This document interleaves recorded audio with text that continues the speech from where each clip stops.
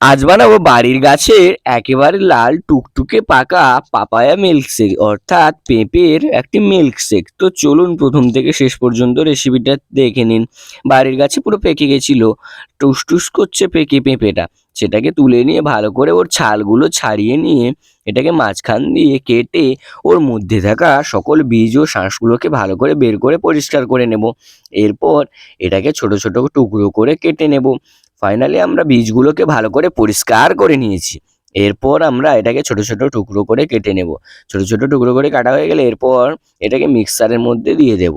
মিক্সারের মধ্যে পেঁপে কাটাগুলো দিয়ে এরপর আমরা অল্প আইস, তারপর দিয়ে দিয়েছি অল্প চিনি, তারপর দিয়ে দেবো অল্প মধু, মধু দেওয়ার পর দিয়ে দিয়েছি দুধ, দুধ দেওয়ার পর দুটো কাজু দিয়ে এটাকে ভালো করে মিক্সড করে নেব। এরপর ডেকোরেশনের জন্য গ্লাসের মধ্যে বরফ দিয়ে সেই জুসটা ঢেলে দিয়ে ওপর দিয়ে কেটে রাখা পেঁপে টুকরোগুলো দিয়ে তারপর উপরে ডেকোরেশনের জন্য মধু, পুদিনা পাতা, স্ট্র দিয়ে খেয়ে দেখবো কেমন লেগেছে।